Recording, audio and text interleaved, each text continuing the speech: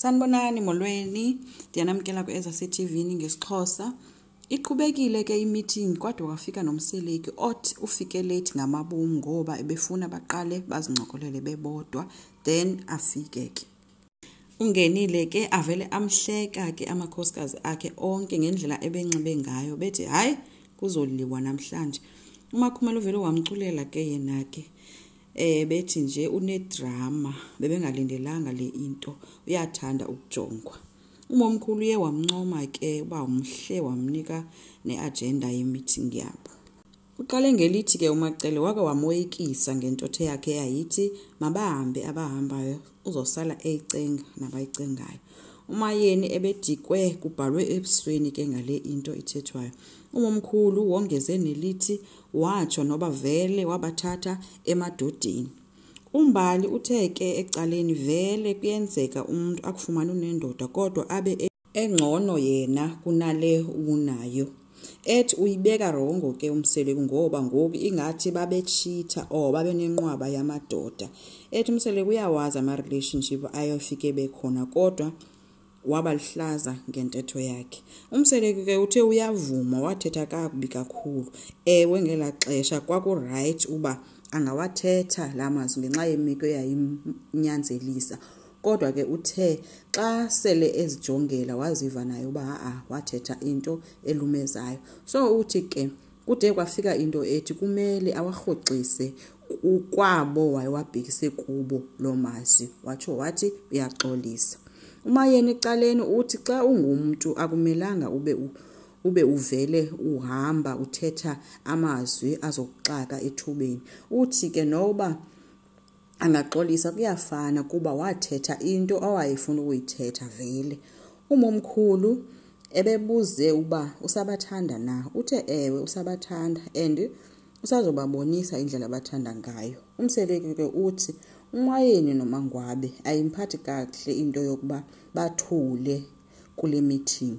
Uthi bazenza abantu aba-right phakathi kwabanye abafazi kodwa xa sele bebodwa bayamhlasela batsho phezu kwakhe. So uthi ke ayimphathi kakuhle lento. Umomkhulu umbuze ke uba xa ujongile iunity sekhona na phofu kulomtshato. uMangwabe uthe umuntu owenza ingabikho iunity kwanguye umseleki ngoba xa ekomnye uthetha ngomnye, xa ekomnye athetha ngomnye. Umseleki uthi umbali uyathanda ukumblema. Wathi futhi yena njengoba ebafumene behleli kanje kuye le unity. Utheke umseleki bonke bangondlunkulu bakwamseleki. Umakhumalo ecaleni uthe xa utshatele esithenjini uyaqualifya ukuba ngundlunkulu. Umomkhulu uthe xa uthi singondlunkulu sonke kungcono kungabikho ke izinto ozozixelela mna ndodwa. Ecela uba xa kukho into efuna ukuyitsho abaxelele bonke since bengondlunkulu bonke. Uthi ke ecaleni uMacele kuyacaca kukhona abantu engabaphathi kakuhle into yokuba kuthiwe kukhona umuntu ongundlunkulu. Umseleki ke uthe xa ephendula undlunkulu omdala wakwamseleki nguMacele. Leyo into ayitshintshi. uMacele ubuze ngonumber 5. Umbali ecaleni uthe Jesu sisazocula lo national anthem kanumber 5 nangoku. Umseleki uthi lento wayithetha noMacele kodwa ingathi zange ayibeke kakuhle. Kufuneka ayothetha nondlunkulu uMayeni eyedwa benondlunkulu uMacele. Abe sebuya ezoxelela abanye ondlunkulu. Utheke uMacele uthini ngabanye ondlunkulu awuxabanisi na xa uzoqala uthethe nabanye bodwa uphinde ubuye uzothetha nabanye. Uthobile uthe vele xa kukhona into beyithetha nawe Macele wedwa. Umseleki ucacise ngelithi ke limphelele ixesha lokuthetha nabo bebonke. Umayeni uthe umseleki umenza isibhaxa. Uyamazi uba umephi ngento kanumber 5. Xa umxelela indlela oziva ngayo ngento uvele acinga uba uyamlwisa. Umseleki ufike kwaMayeni ke ucele ukiss. Uthi uMayeni uright akafuni kiss yena. Utheke akathanda ukumncamisa uyazazi izono zakhe.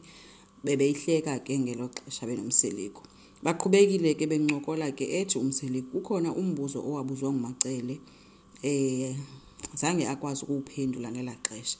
Wabuza ke uMayeni uba wawuthini umbuzo kanene. Wathi Mseleki umbuzo wawusithi ithini into ka-number 5. Wamphoxa uMayeni ethi ke ngoku uzozowuphendula apha kwam nalo mbuzo. Bathethile ke nangaleyo kuhamba kwaba bahambayo nezokuthathwa emadodeni. uMayeni umbuze kuba wayenzeni sele ede athethe ngoluya hlobo yena. Umseleki uthe umuntu eyayimthinta la ntetho kwakungumangwabe, and uthi enye into wayengayazi kuba kanti umangwabe noMayeni babesazana before, and ke ngoloo nto yamophula umoya uMayeni. uMayeni uthi uMseleki wayenengxaki nombali, kodwa xa umbali sephumile yena kulaa meeting babenayo, yena ushiyeka efaka naye kwizinto zabo. Uthi futhi vele xa umuntu engasenaxesha lakho kulula ukuba atsho noba yintoni angayitsho, angajongi noba omnye uziva njani na, ngoba ufuna le ayifunayo, uzicingela yena yedwa. uMayeni ebekhala ke ethi ucela iyeke kwale diary ngoba akafuna ukuthetha kakhulu, kuba kaloku kukhona izinto angathandiyo ukuzithetha ezipersonal, noMseleki angeke zimphathe kahle kuba angazithetha apha kwi-TV. So kungcono iyekwe le ncoko ngoba kaloku uzawuthetha izinto ekungafanelanga azithethe, abe ngumntu ombi. Enkosi, ngicela siqhubeke, subscribe, like futhi, bye.